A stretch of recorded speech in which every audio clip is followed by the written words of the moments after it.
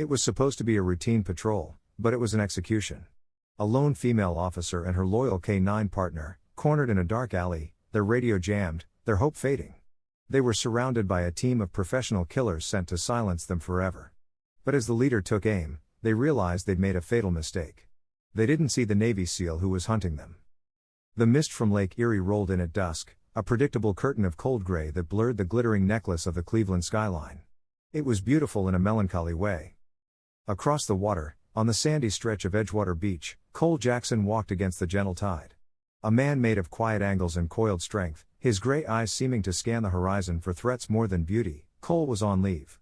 He was supposed to be decompressing. That was the word the department therapist had used. But decompressing just felt like drowning in slow motion. He'd returned 2 weeks ago from a battlefield so remote that compared to this peaceful, manicured beach, it might as well have been another planet.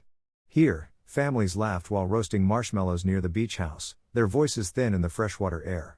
There, silence meant survival. Here, it just meant loneliness.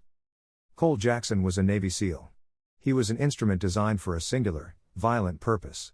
Set loose in a world of sunset jogs and expensive restaurants, he was a hammer in a room full of glass. He felt useless. His broad shoulders were tight beneath a simple gray hoodie, his hands shoved in his pockets, feeling the phantom weight of the gear he was supposed to be living without. He wasn't relaxing. He was waiting.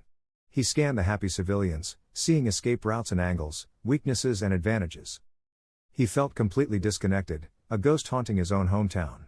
Across the water, far from the tourist lights and soft sand, Officer Kate Riley sat behind the wheel of her Cleveland Division of Police K-9 patrol car, its heavy-duty engine humming a low vibration she found more comforting than silence.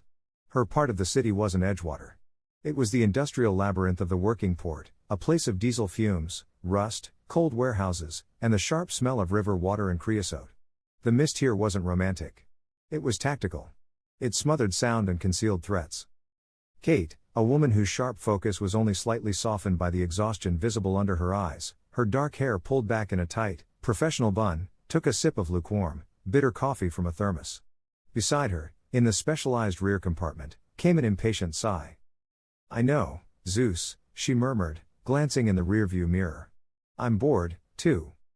Zeus, her partner, was a magnificent German shepherd with a deep black and tan saddle coat and intelligent amber eyes that missed nothing.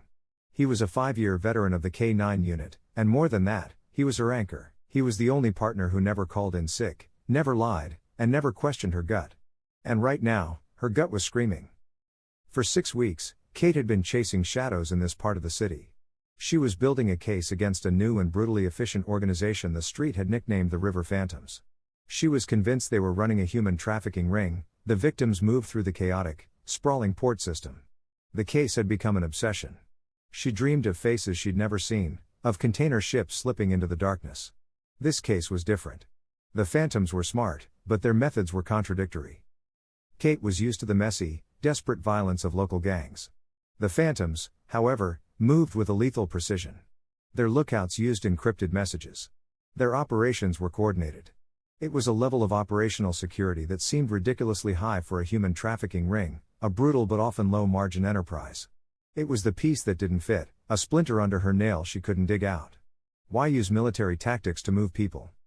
She didn't know it, but her investigation had brought her dangerously close to the truth. The people were just camouflage.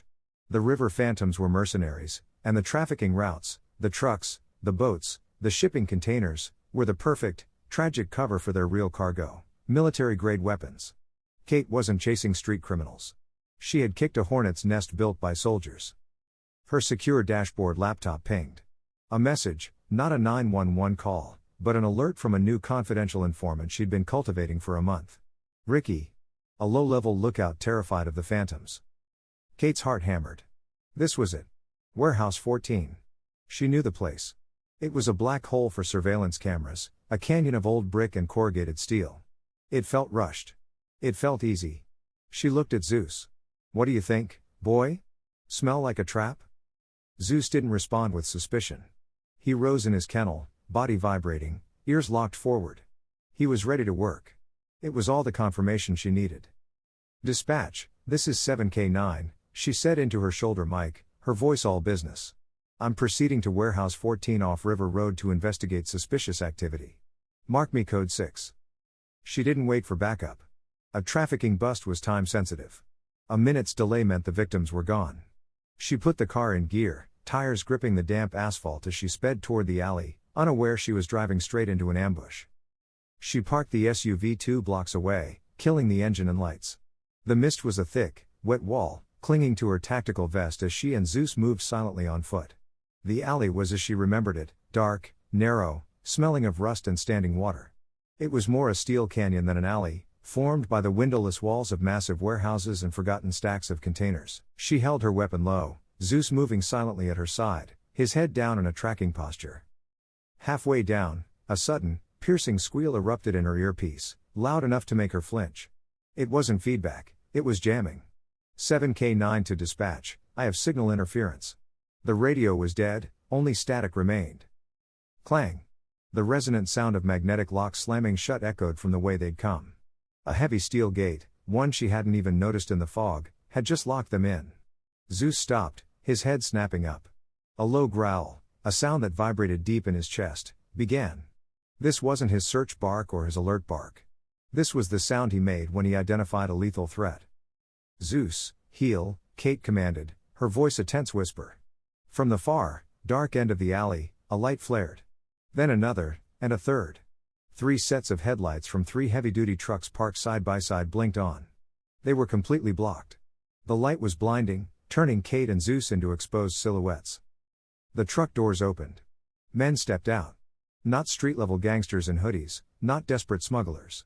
6 of them, dressed in identical black tactical gear, masks obscuring their faces. They carried short-barreled rifles held at a low ready and moved with the fluid, economical discipline of professionals.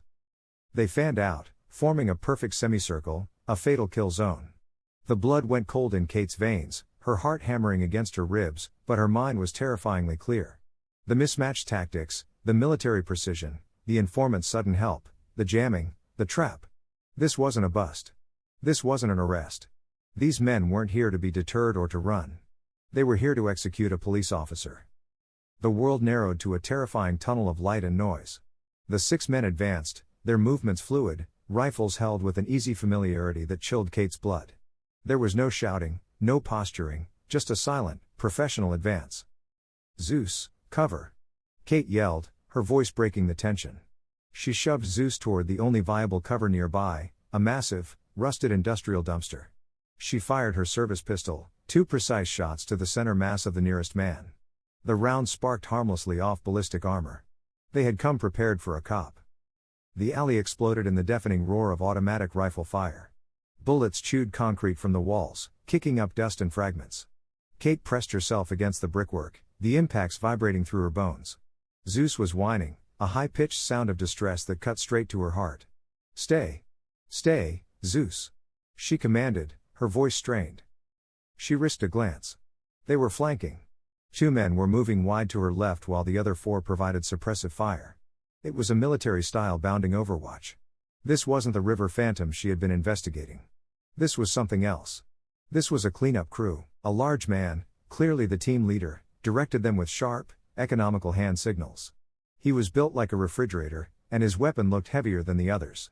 He pointed to Kate's position, then to one of his men, a wiry, fast-moving attacker, and motioned to the side. The man, the flanker, broke from the group and sprinted, using stacks of rotting pallets for cover, trying to get a clear angle on her. Kate saw the move too late. She was pinned by the others, but Zeus saw him.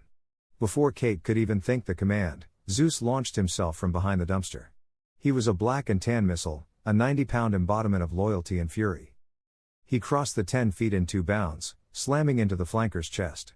He hit the man with enough force to knock him off his feet, and his jaws locked onto the man's forearm, the arm holding the rifle.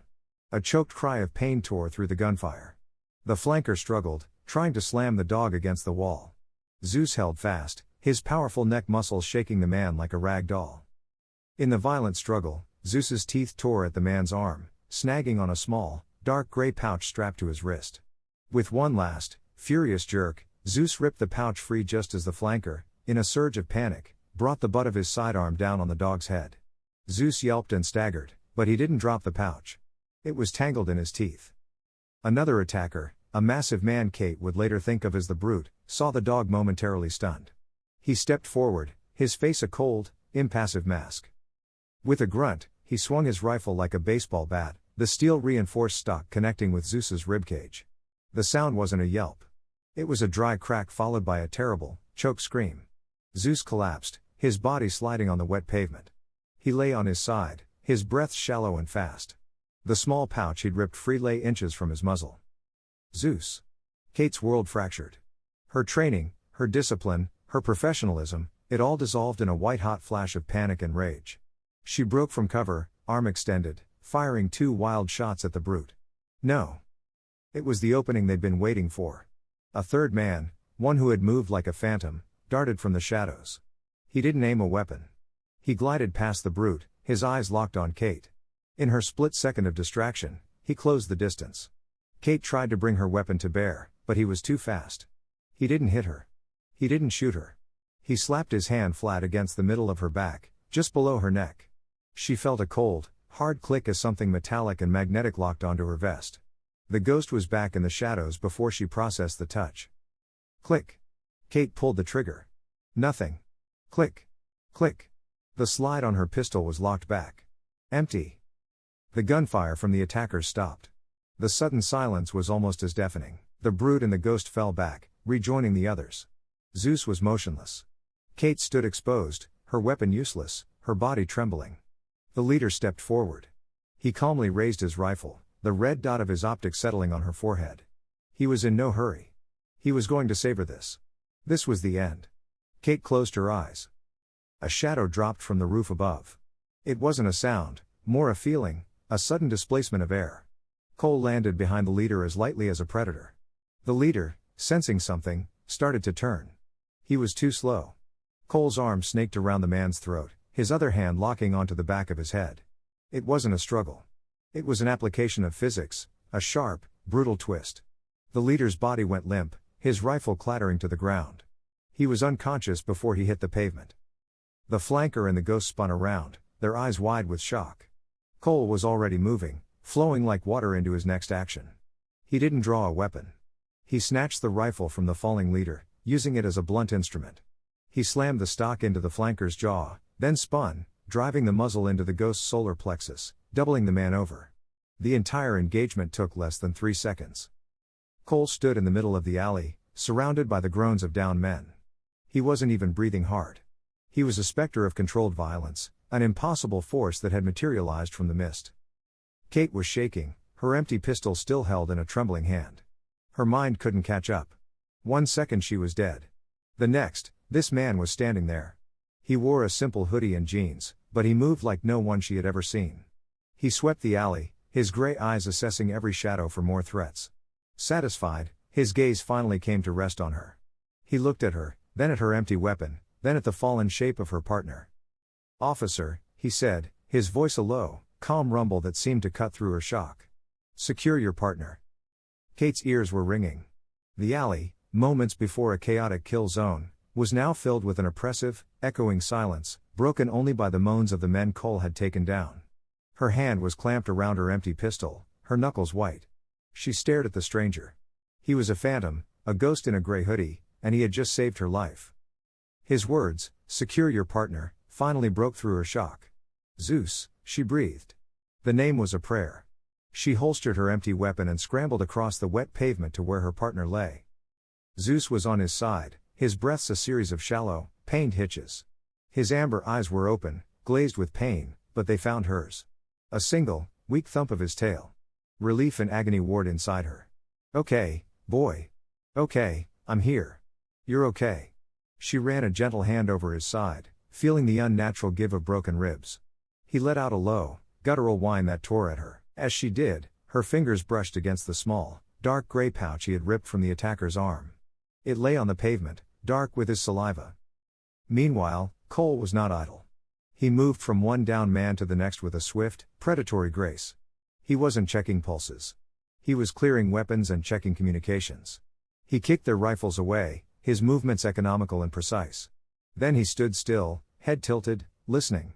The alley was silent. Too silent. "No sirens," he said, his voice low. He looked up at the misty sky. "They're jamming communications. Which means this isn't over. They have a second team. They'll be coming. He turned his full attention to Kate. His gray eyes were intense, not unkind, but devoid of any emotion she could easily recognize. It was the calmness of a deep ocean. Are you injured? He asked. Kate shook her head, speechless. She just pointed down at Zeus. My partner, he's hit. His ribs. I think they're broken. I need backup. I need a vet. The words sounded futile as soon as she said them. Cole didn't question her. He didn't offer sympathy. He simply acted. He knelt beside the big dog, his powerful hands running over Zeus's torso with a surprisingly gentle, practiced touch. Yeah. Possible lung puncture. He can't stay here. Neither can you. I'm not leaving him, Kate said, her voice trembling with a sudden, fierce protectiveness. I will not leave him. We won't, Cole said simply. He looked at her, his gaze unwavering. We're moving now. Before Kate could protest or even comprehend, Cole was sliding his hands under the 90-pound German Shepherd. He positioned his hands to support the dog's chest and hips, careful to avoid putting direct pressure on the injured ribs. With a smooth, powerful lift that seemed to require no effort at all, he rose to his feet, cradling the unconscious dog against his steel-like chest. Kate stared. She struggled to lift Zeus into her patrol car on a good day. This man was holding him as if he weighed nothing.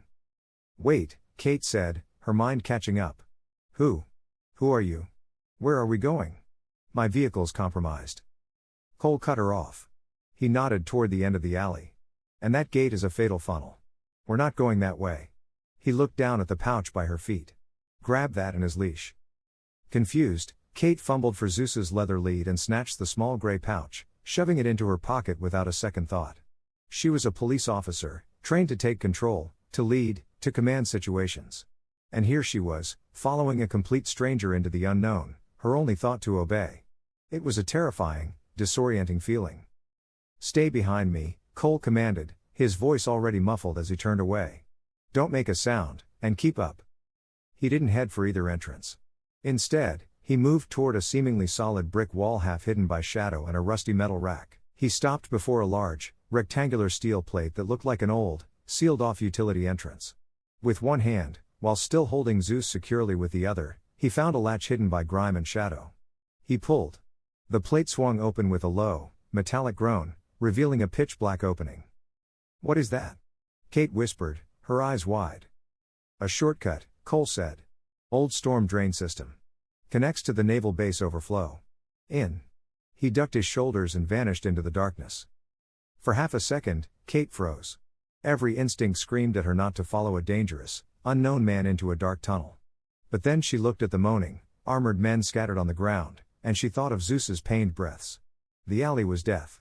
The tunnel was him. She ducked and plunged in after him. The heavy steel door slammed shut behind her, plunging them into absolute, disorienting blackness. The sounds of the city, the distant port, the traffic, the foghorns, were instantly gone. All she could hear was dripping water and the steady, even tread of Cole's footsteps ahead. I can't see, she said, her voice small and strained. A weak, red beam of light, no brighter than a pen tip, clicked on. It wasn't a flashlight. It was a tactical utility light that illuminated the floor just in front of his feet. It was just enough. She could see they were in a wide, circular concrete pipe, the floor slick with moss and a shallow trickle of water. It smelled of lake salt, old metal, and rain. Stay close, he said. He was moving fast, his pace unbroken, even while carrying her partner. Kate's heart hammered against her ribs. She was a cop. She was the protector. She was the one with the badge and the gun. But here in the dark, she was neither of those things. She was a survivor, being led to safety by a man who had appeared from the mist like a legend. She felt a strange, unwelcome wave of vulnerability. She hated feeling helpless. But as she hurried to keep up with the steady, powerful shadow ahead, the man who was carrying her whole world in his arms, she couldn't deny the other feeling rising in her chest. It was a feeling she hadn't experienced in a very, very long time. She felt safe. She followed him into the dark, completely unaware of the small, magnetic device on her back, its silent signal pulsing, a digital breadcrumb for the hunters. They were on the run. They walked in the suffocating darkness for what seemed like an eternity. The only sounds were the rhythmic drip of water and the steady, unhurried pace of Cole's footsteps. Kate followed the tiny red dot of light, her hand frequently brushing the cold, curved concrete wall to keep her balance. Her focus was entirely on the man ahead, on the way he carried Zeus with such careful, unwavering strength. Finally, she saw a faint, rectangular patch of gray ahead. A ladder. Cole stopped. "Wait here," he commanded. He ascended the rungs one-handed, still cradling Zeus. With his other hand, he pushed a heavy manhole cover aside with a quiet scrape. Gray, pre-dawn light flooded the shaft. He vanished, and for a heart-stopping second, Kate was alone in the dark. Then his hand reappeared. "Come on." He pulled her up as easily as he had lifted Zeus. She emerged, blinking, into a small, gated service alley between two nondescript apartment buildings. It was clean, quiet, and felt a million miles away from the grime of the port. The mist was thinner here, and the sky was turning a pale, bruised purple. He slid the manhole cover back into place. It settled with a heavy, final thud. "Where are we?" she whispered, her voice hoarse. "My building," he said, already moving toward a secure-looking steel door. "It has a private entrance." The apartment was on the third floor. He ignored the elevator, taking the service stairs two at a time. Kate, her legs feeling like lead, hurried to keep up. He opened his apartment door, and she was immediately struck by what it wasn't. It wasn't a home. There were no pictures, no clutter, no mail on a table. It was a high-end, fully furnished rental, as sterile and impersonal as a hotel suite. But it was immaculate. His few possessions, a black duffel bag in the corner, a laptop on a simple desk, a pair of running shoes by the door, were arranged with a kind of Spartan, military precision. It was the apartment of a man who could pack up his entire life in 5 minutes and leave no trace. It was the safest place she had ever been. "Kitchen table," Cole said, already moving. "Get the lamp from the desk. Bring it over and wash your hands, thoroughly." He gently laid Zeus on the clean, dark wood table. The dog whimpered, his eyes half closed. Cole didn't hesitate. He went to his black duffel bag and unzipped it. It wasn't full of clothes. It was full of neatly arranged, modular nylon pouches. He pulled one out marked with a red cross.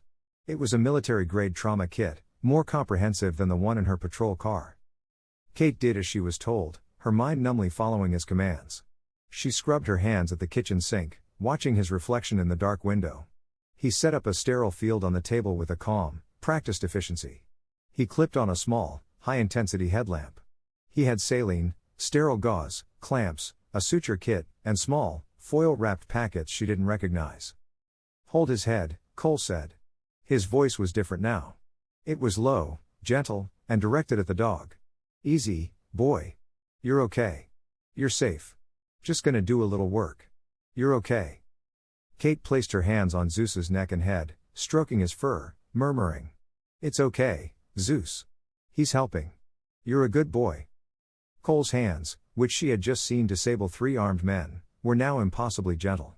He expertly shaved the fur around the tear in Zeus's side. He irrigated the wound, his touch firm but reassuring. Kate watched, mesmerized. She watched the intense concentration in his gray eyes, magnified by the headlamp. She watched the economical, steady movements of his fingers as he probed the wound. "Ribs are definitely cracked," he murmured, more to himself than to her. "But the entry wound is clean. Doesn't look like a collapsed lung, but he'll need x-rays." He found a deeper laceration from the rifle stock. "This needs stitches." He prepared a needle.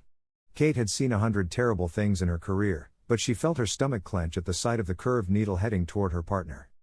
"Hey," Cole said, without looking up from his work. "He can feel you tensing up. Breathe, officer. He needs you calm." Kate flushed, embarrassed. She forced herself to take a long, slow breath. "Sorry." "Don't be sorry. Be calm," he said, still gently. He began to stitch. She watched his hands. They were strong, scarred, and competent. An hour ago, they were weapons. Now they were the hands of a healer. They moved with a meticulous, focused grace. He was a warrior, but he was also a protector. And in that moment, sitting in a stranger's sterile apartment at 4 a.m, watching him stitch her partner back together, the walls Kate had spent her life building around her heart began to crumble. This wasn't just gratitude. Gratitude was what she felt for a citizen who called 911. This was deeper. It was a profound, bone-deep admiration that settled in her chest and made it feel warm. She was looking at a man who was both dangerous and gentle, a combination she had never encountered. And he was using both sides of himself to protect her. When he was done, he wrapped Zeus's entire torso in clean, white bandages, his work neat and professional. He petted the dog for a long, slow moment. "Good boy," he whispered. "Good work." He finally stepped back, peeling off his gloves. He motioned to a clean dog bed in the corner of the room, one that looked brand new, as if it had been bought and never used. "Let's move him. He needs to rest." Together, they gently lifted Zeus from the table to the bed. The dog let out a long sigh, his eyes finally closing in an exhausted, pain-dulled sleep. Cole stood, stretching his back. He began to clean the table, disposing of the medical waste, wiping down every surface with antiseptic. The adrenaline was gone, leaving a heavy, buzzing silence in the room. Kate stood by the sink, feeling useless, her heart aching with a confusing mix of relief, fear, and that strange, new warmth. Cole finished cleaning. He packed his kit. He washed his hands. Then he turned, leaning back against the clean counter. The gentle healer was gone. The analyst was back. His gray eyes were calm, intense, and unreadable. They locked on hers, and she felt as though he could see every one of her secrets. "He's stable," Cole said. His voice was no longer soft, it was the flat, controlled tone of a man who needed answers.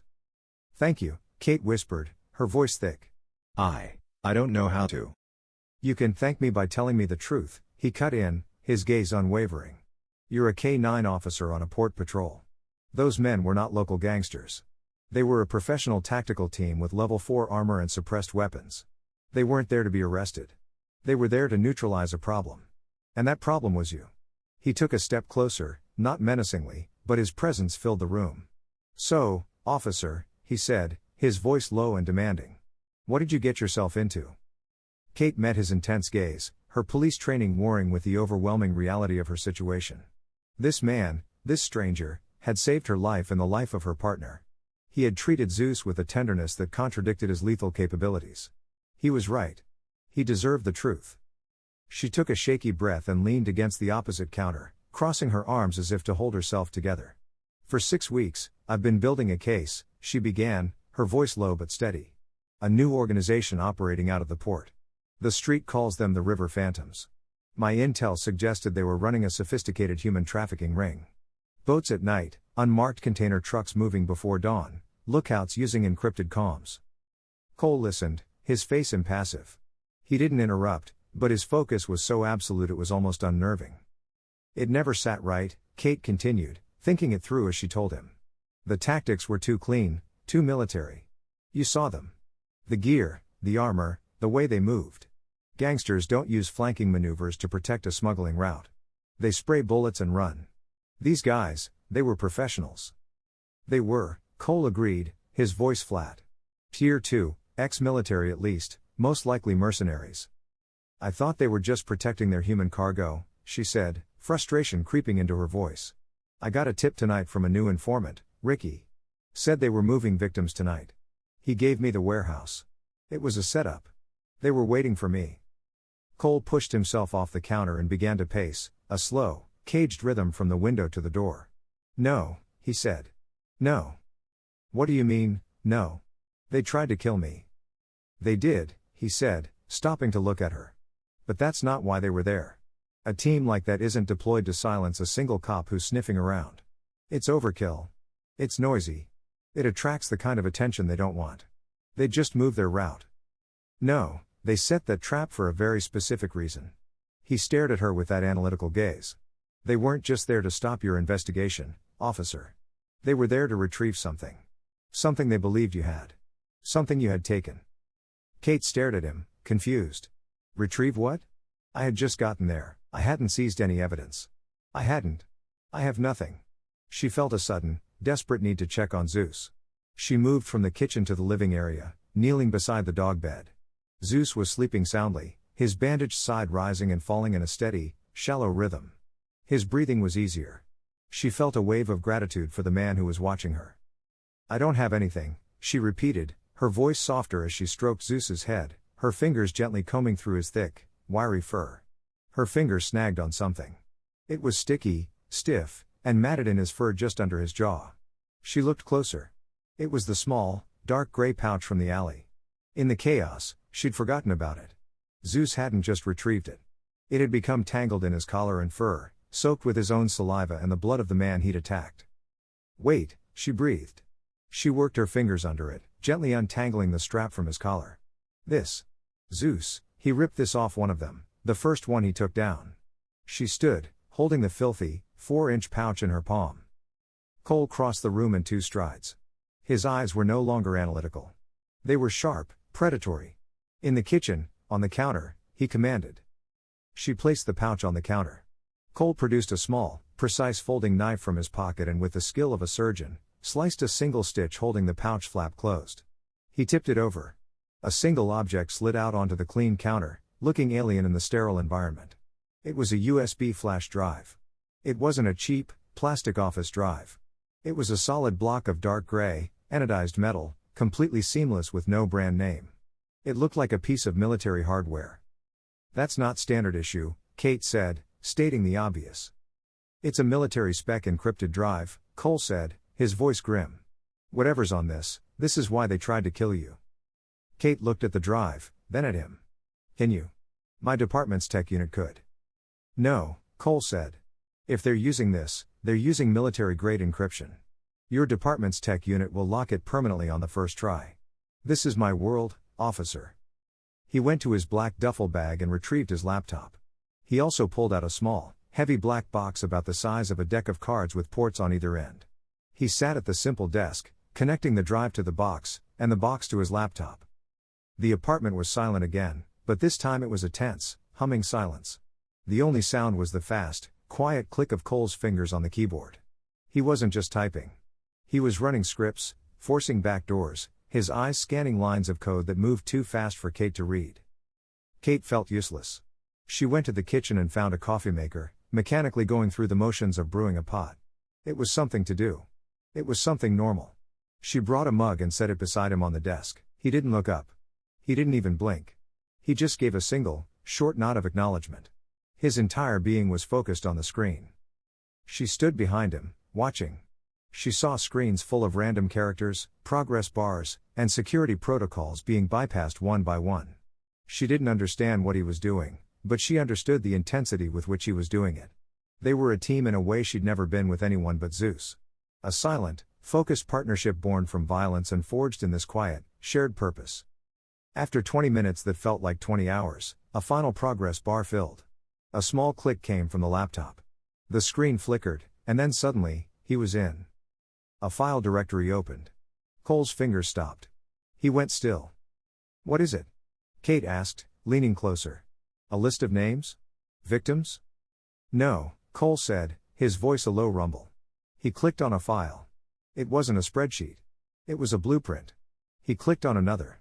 A shipping manifest. Another, a detailed schematic of a security system. These are blueprints, Kate whispered, the blood draining from her face as she recognized the layout. That's the naval station at the port. Cole scrolled down, his face a mask of stone. They're not just blueprints. This is a security overlay for the high-value armory. Alarm systems, camera blind spots, patrol routes. He opened the manifest. And this is the what? They're not stealing guns. They're stealing this. He pointed to a line item. Experimental guidance systems. EXGS-4. Lot 8.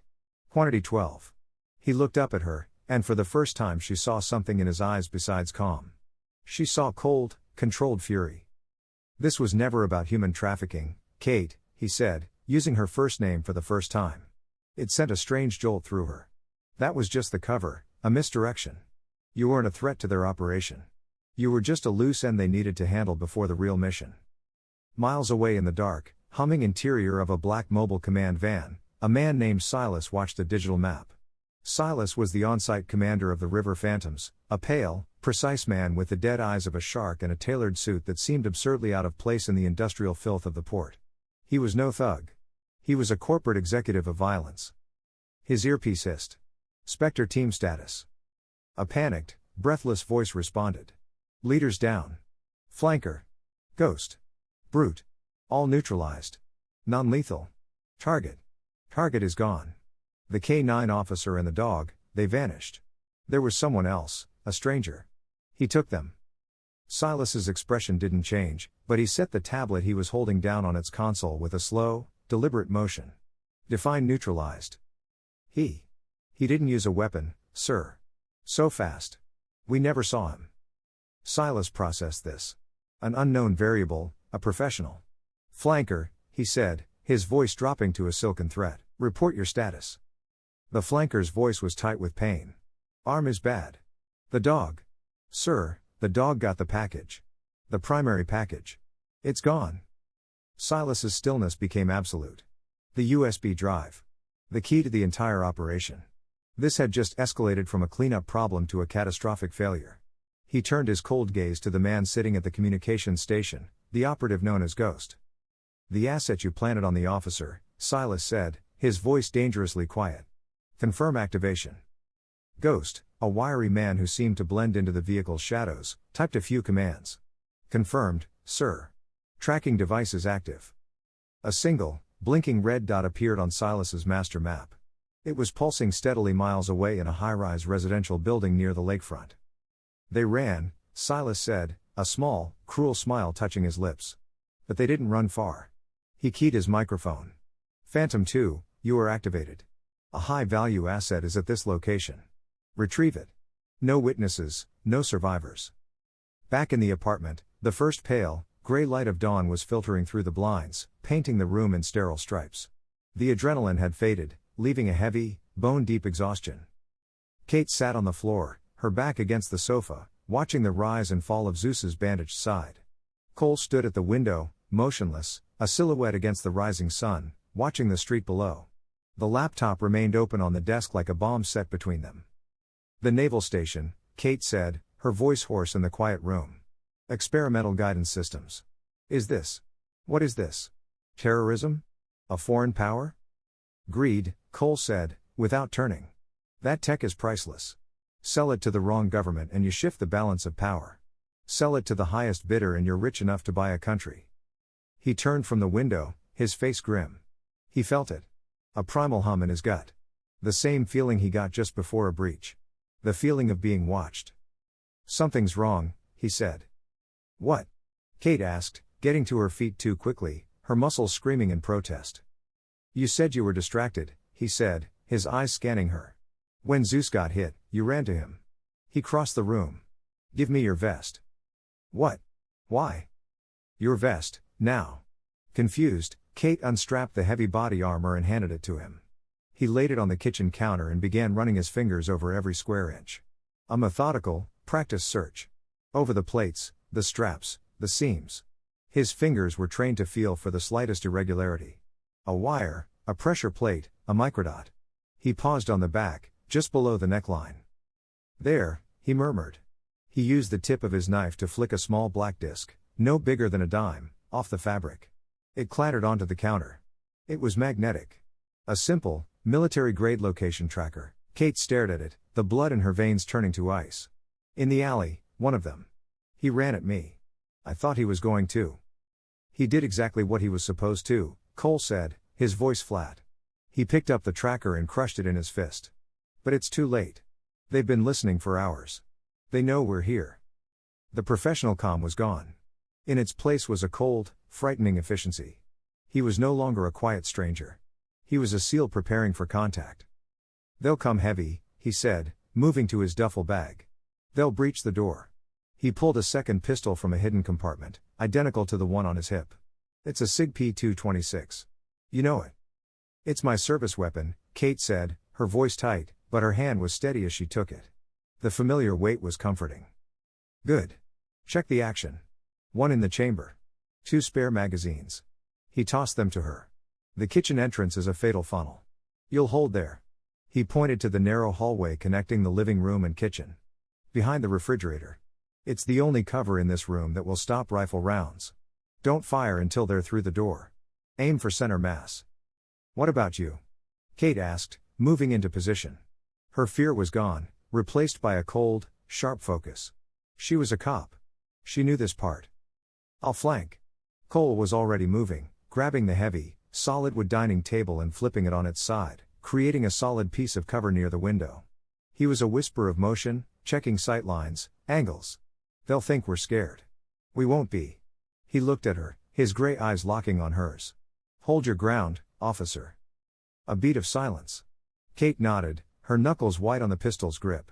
Just watch my back. The words were barely out of her mouth when the apartment door exploded. It wasn't a kick. It was a breach. The door and a large section of the frame splintered inward, driven by a battering ram. 3 men in similar black tactical armor poured into the room, moving in a tight stack. Contact! The point man yelled. Cole was already firing. A precise double tap from behind the table. The point man staggered, his armor catching the rounds, but the force knocked him back into the second man.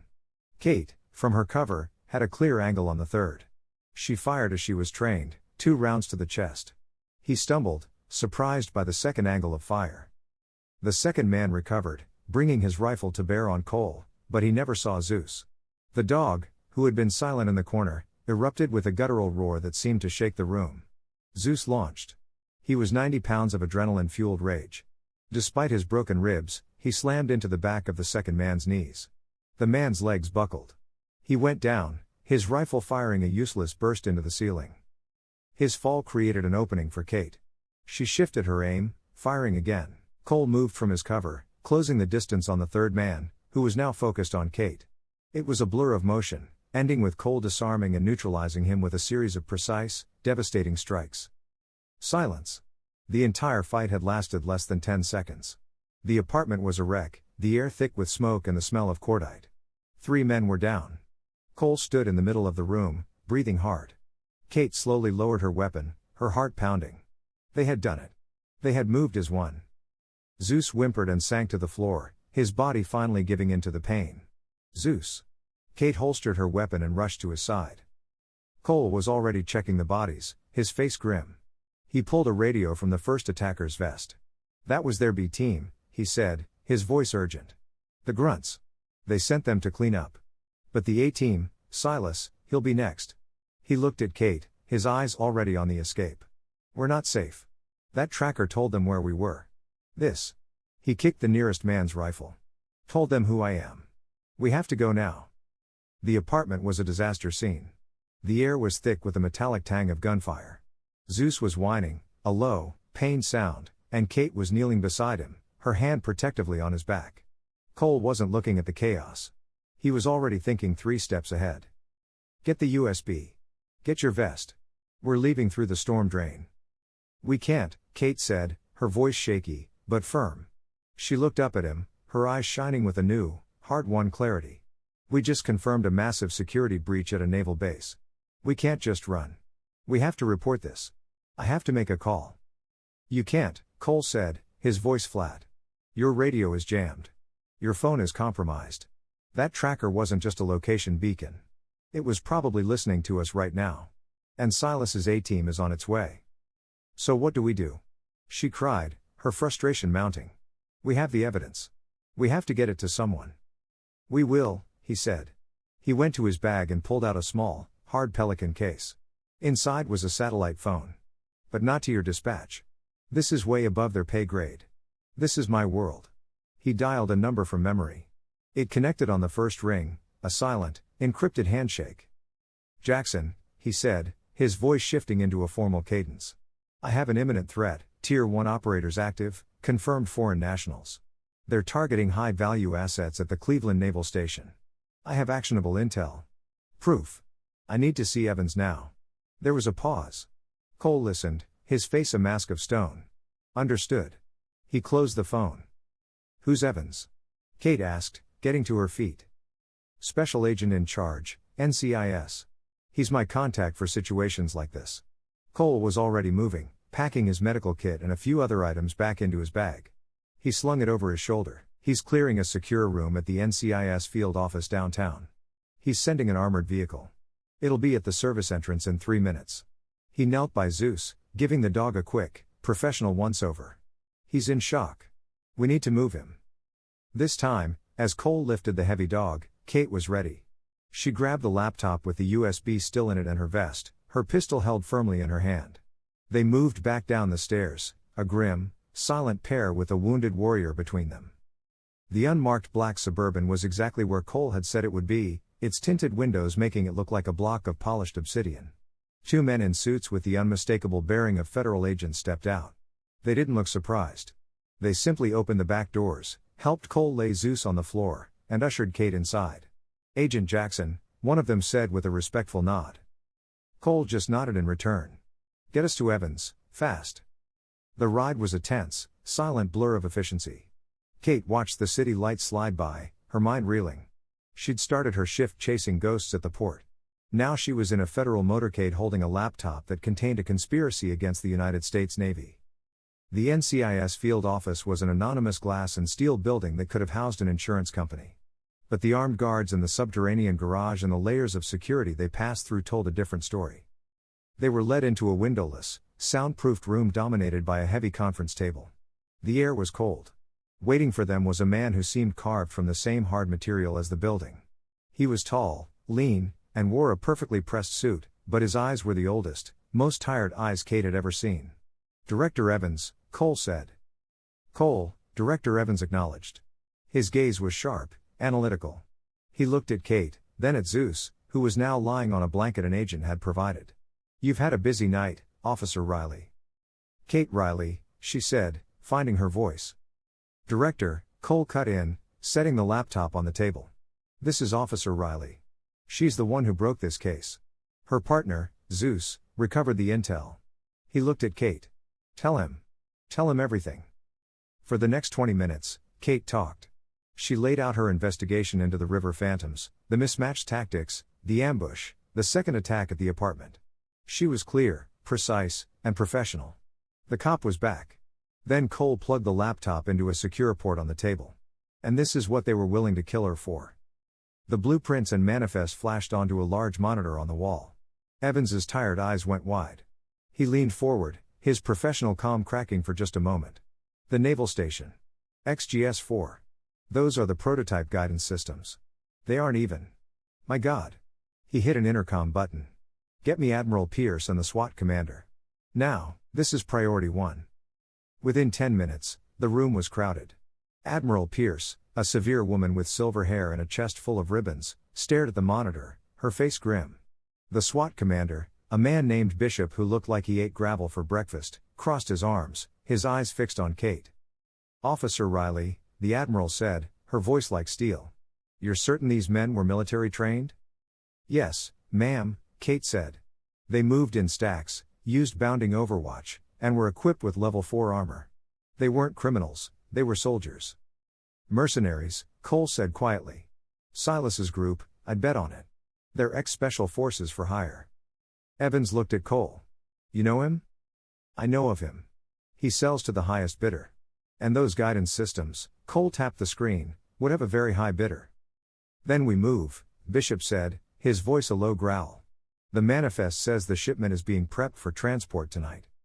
A joint operation, Evans declared. NCIS will take the lead. Commander Bishop. I need your best team. SWAT will make entry. We'll provide support and a perimeter lockdown. What about them? Bishop asked, nodding toward Kate and Cole. Cole, Admiral Pierce said, her voice firm. You're on leave. You are officially ordered, as of this moment, to stand down. Your involvement is over. Thank you for your service. Cole's face was unreadable. Admiral. He nodded, accepting the order. Officer Riley, Evans said, turning to her. You know the port layout better than anyone. And that K9 of yours. What's his specialty? Zeus is trained in narcotics and patrol, Kate said, but his primary specialty is explosives and firearms. His scent detection would be invaluable, Bishop cut in. We're going into an armory. We need a nose, if he's fit. A young NCIS agent who had been introduced as a corpsman had finished checking Zeus's bandages. He's got cracked ribs and he's lost some blood, but he's stable. He's tough as nails. He can work for a couple of hours, at least. That's settled then, Evans said. Officer Riley and K9 Zeus will be attached to SWAT's entry team. Bishop, brief your people. We move in 1 hour. The room emptied, leaving just Kate and Cole. The adrenaline of the meeting was gone, and Kate felt a cold dread settle over her. She was going back in there, this time without him. So that's it? She said. You're benched? I'm benched, he confirmed, his voice neutral. He picked up his bag. Cole, she said, stopping him. Thank you. For everything. He paused and looked at her. The analytical coolness was gone. His eyes were just gray, deep, and completely focused on her. It's not over. Silas is smart. He'll have surprises. He reached into his bag and pulled out a tiny, black earpiece. This is a secure, encrypted comm. It links only to me. Put it in. Keep it discreet. Bishop won't like it. Why? She asked, her fingers trembling as she took it. SWAT is a closed loop. If you get separated, if you get into trouble, I'll be listening. But you're benched. A ghost of a smile touched his lips. I'm benched from the official op. I'm still a citizen taking a walk. He gave Zeus a gentle pat on the head. You two are a good team, Officer Riley. Watch your six. He turned and walked out of the room, leaving Kate alone with her partner and a tiny piece of tech that was now her only link to the man who had just saved her life. He wasn't on the op. He was going to be her guardian angel. The shipyard was a city of sleeping steel giants. The mist, which had been their enemy in the alley, was now their ally, clinging to the massive cranes and container stacks, muffling the silent advance of the Joint Tactical Team. Kate moved with Commander Bishop's 6-man SWAT team, a ghost among ghosts. Zeus, despite his injuries, was tense and focused, his nose tasting the air. Kate felt a strange dual awareness, the cold professionalism of the raid, and the secret, illicit warmth of the tiny receiver in her ear. All teams in position. Bishop's voice crackled over the official comms. Breach on my command. Kate kept a hand on Zeus's harness, feeling the steady vibration of his readiness. Breach. Breach. Breach. The entry was a blur of controlled chaos. The SWAT team flooded the main warehouse, a cavernous space filled with machinery. It was empty. Clear. Bishop yelled, his frustration evident. Sir, Kate said, stepping forward. They're not here, but the weapons are. Zeus, find. Zeus, spurred by the familiar command, immediately dropped his nose and went to work, pulling Kate with a strength that belied his injuries. He ignored the main floor, dragging her toward a seemingly solid cluster of shipping containers welded together in the back corner. He's alerting, Kate said, her voice tight. On this container. Bishop's team moved in, using a pry bar on the heavy doors. They groaned open. Inside, under a tarp, were the 12 sleek, high-tech guidance systems nestled in shockproof foam. Jackpot, Bishop said. All teams, we have the. A metallic ping echoed from high above. A shadow moved on the overhead catwalks. Contact. Catwalks. A SWAT officer yelled. Gunfire erupted. But it wasn't the chaotic roar from the alley. It was the single, precise crack of a sniper rifle. One of the SWAT team's lights shattered. They're covering a retreat, Bishop yelled. They're trying to escape out the back. Suddenly, Kate's private earpiece crackled to life. Kate, Cole's voice said, as calm as if he were sitting next to her. It's a feint. The shot came from the south crane. The team is running north. They're splitting your focus. Silas is still inside. He won't leave without that tech. Kate's blood ran cold. Bishop was already yelling, Alpha team, pursue north. Bravo, secure the asset. Commander, Kate said quickly, my K9 is alerting on something else. High explosives. I think they've booby-trapped the asset.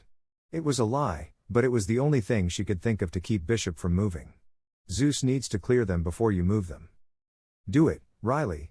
Fast, Bishop ordered, his attention now focused on the firefight outside. As the team took cover, Kate let Zeus pull her deeper into the maze of containers, away from the SWAT team. She was following Cole's invisible thread. Good, Cole's voice whispered in her ear. Now left, past the welding machines. He's in the small office under the stairs. Cole, I can't just abandon my team, she whispered, her face turned away from the others. He's the one who gave the order, Kate. He's the one who tried to kill you. You want this over? You cut the head off the snake. I'm on my way. She followed his directions, moving silently, pistol raised. The small office was dark. Zeus stood at the door, a low, menacing growl building in his chest. She kicked the door open. Silas was there. The pale, precise man in the suit wasn't running. He was calmly formatting a hard drive, a small thermite device sitting next to it. He looked up at her, not with surprise, but with mild annoyance. Officer Riley, he said, his voice as cold as his eyes. You have been a remarkable pest. He raised a pistol, a heavy, silenced weapon. Kate fired, but she was a beat too slow. Silas was faster.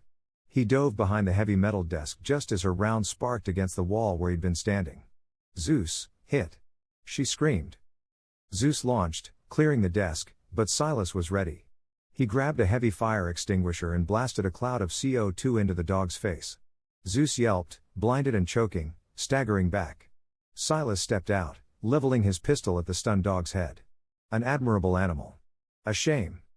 No. Kate yelled, lunging. She never made it. A black-clad figure dropped from an air duct above, landing silently right behind Silas. It was Cole. Silas, sensing the movement, spun, pistol raised. But Cole was a different class of warrior. The fight was short, brutal, and silent. It ended with Silas on the floor, disarmed, his wrist broken, and Cole's hand on his throat. "This one's mine, officer," Cole said, his voice a low growl. SWAT officers burst in, drawn by the sound of the fire extinguisher. They found Cole holding the mastermind and Kate standing over her partner, her gun still smoking. It was over. The aftermath was a blur of federal agents, flashing lights, and debriefings. Admiral Pierce herself gave Kate a clap on the shoulder, and Commander Bishop offered a rare nod of respect. Zeus was taken by a Navy corpsman to be treated like a hero. Through it all, Kate kept looking for the man in the gray hoodie, but he had vanished. She saw Director Evans at the edge of the scene. Where is he?" Kate asked. "The man who was with me." "Agent Jackson?" Evans gave her a long, searching look. "Agent Jackson was never here tonight, officer. He's on leave, recovering from his last assignment. Am I clear?" "Yes, sir," Kate said, a lump forming in her throat. "You and your K9 did outstanding work, Riley. The city owes you both." He walked away, leaving her standing alone in the controlled chaos. He was just gone. A ghost. 3 weeks passed. The sun shone. Tourists returned to the port, and the story of the river phantoms was buried under national security protocols.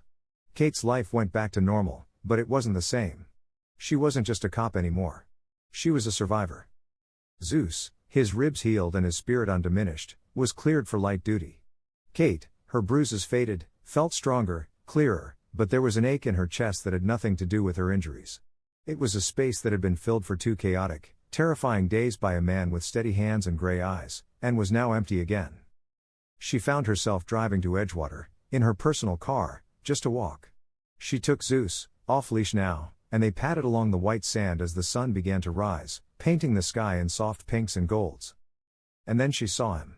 He was sitting on the sand near the water's edge, in simple civilian running clothes, watching the waves. He looked a little smaller without the weight of the world on his shoulders. He looked human. She approached, her heart beating a strange, new rhythm. Zeus saw him and, to her utter astonishment, broke into a happy, tail-wagging run. He stopped beside Cole, nudging his hand. Cole looked up, and a slow, genuine smile transformed his face. He scratched the dog's ears. "Hey, boy. Good to see you on your feet." Kate stopped a few feet away. He remembers you. "We went through a thing," Cole said, his voice low. "It's normal." He looked up at her. "You look good, Kate. Healed." "You too," she said, sinking down onto the sand near him. They sat in silence for a long time, watching the lake. It wasn't the tense silence of the apartment, but a comfortable, easy quiet. "I ship out today," he said finally, not looking at her. "New assignment. Just wanted to see this one last time." "Where are you going?" she asked, though she knew he couldn't answer. "Away," he said. He turned his face to her, his gray eyes clear in the morning light. "You and Zeus did good." I never thanked you," Kate whispered, the words feeling small and inadequate. For everything, for my life, for his." "You did," he said. "You held your ground, and you trusted me. That's thanks enough." He stood, brushing the sand from his legs. He was the soldier again, his posture straight, his purpose clear. Will I ever see you again?" she asked, the question vulnerable and unlike her. Cole looked at her, then at Zeus, then back at her. His face softened. "It's a small world, Kate." He gave her a single, short nod. "Take care of your partner." He turned and started jogging down the beach, away from the sunrise, without looking back. He was a gray silhouette against the light, and then he was just a speck, and then he was gone. Kate stood there, the lake breeze on her face. The ache in her chest was still there, but it wasn't emptiness. It was a warmth, a memory. She wasn't the same person she had been. She was stronger. She was a survivor. And she knew as she called her partner to her side that she wasn't alone. "Come on, Zeus," she said, her voice clear and steady in the morning light. Let's go home.